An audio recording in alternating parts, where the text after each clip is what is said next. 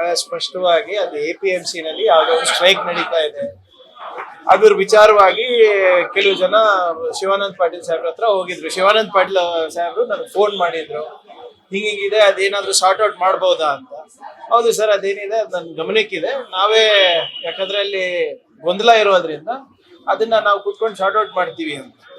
ನಾವು ವಿಡಿಯೋ ನೋಡಿದೆ. District minister ಅವರು ಇಂಟರ್ಫಿಯರೆನ್ಸ್ ಅಂತ ಏನ್ ಹೇಳಿದ್ದಾರೆ, ಅವ್ರೇನ್ ಹೇಳ್ತಾರೆ, ಅವ್ರ ಅರ್ಥ ಏನಂತ, ಇದು ನಾವು ಇಂಟರ್ಫಿಯರ್ ಮಾಡೋದ್ರಿಂದ ಅದು ನಿಂತಿದೆ ಸದ್ಯಕ್ಕೆ, ಹೋಗಿ ಅವ್ರ ಜೊತೆ ಬಗೆಹರಿಸ್ಕೊಂಡು ಏನಿದ್ರು ಪರಿಹಾರ ಕಂಡ್ಕೊಳ್ಳಿ ಅಂತ ಅಷ್ಟೇ. ಅದನ್ನ ಸುತ್ತಿ ಬಳಸಿ ಅನವಶ್ಯಕವಾಗಿ ಗೊಂದಲ ಅದೇನಿಲ್ಲ.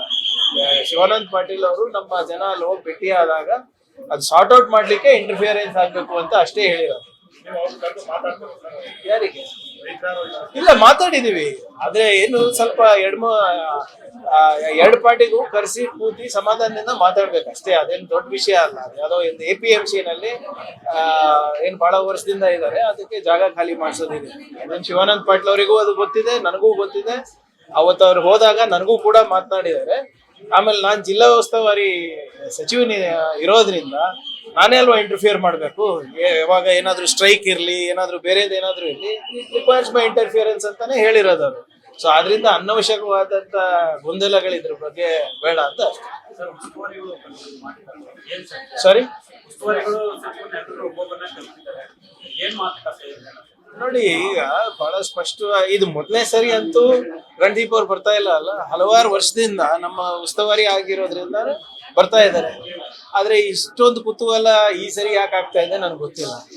ಮುಂಚೆನೂ ಕೂಡ ಎಲ್ಲ ಮಂತ್ರಿಗಳ ಮೌಲ್ಯಮಾಪನ ಲಿಖಿತ ಮೂಲಕ ತಗೊಂಡಿದ್ದಾರೆ.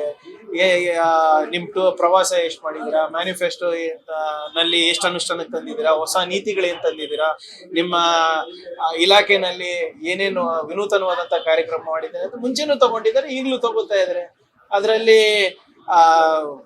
ಏನು ಆಶ್ಚರ್ಯವಾಗಿರುವಂತ ಮಾತೇನು, ಈಗ ಅವ್ರು ನಮ್ಮ ಇವ್ಯಾಲ್ಯೂಯೇಷನ್ ಮಾಡಿಲ್ಲ ಅಂದ್ರೆ ನಮಗೆ BL ಸಂತೋಷ್ ಅವರು, ದತ್ತಾತ್ರೇಯ ಹೊಸಬಾಳೆ ಅವ್ರು ಮಾಡ್ತಾರ?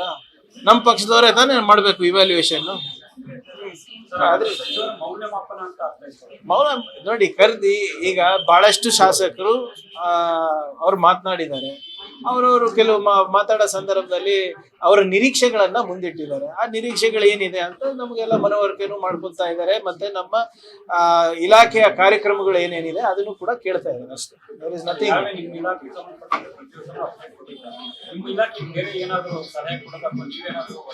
ಇಲ್ಲ, ಕೊಟ್ಟಿದ್ದಾರೆ, ಅವರು ಸಲಹೆ ಕೊಟ್ಟಿದ್ದಾರೆ, ನಮ್ಮ ಶಾಸಕರು ಕೂಡ ಸಲಹೆ ಕೊಟ್ಟಿದ್ದಾರೆ. ಆಮೇಲೆ ಇಲಾಖೆಯ ಬಗ್ಗೆ ಈಗಾಗಲೇ ನಾವಲ್ಲ, ಮೋದಿಯವರೇ ನಮ್ಗೆ ನಂಬರ್ 1 ಅಂತ ಹೇಳಿದಾರಲ್ಲ.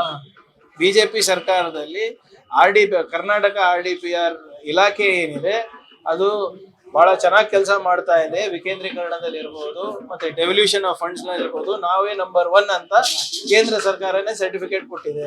IT-BT ನಲ್ಲಿ ನಾವೇ ನಂಬರ್ 1 ಅಂತ ಕೇಂದ್ರ ಸರ್ಕಾರ ಸರ್ಟಿಫಿಕೇಟ್ ಕೊಟ್ಟಿದೆ ಅಷ್ಟೇ. ಈ ಜನರ ನಿರೀಕ್ಷೆಗೆ ತಕ್ಕಂಗೆ ಕೆಲಸ ಮಾಡ್ಬೇಕಷ್ಟೇ. Thank you.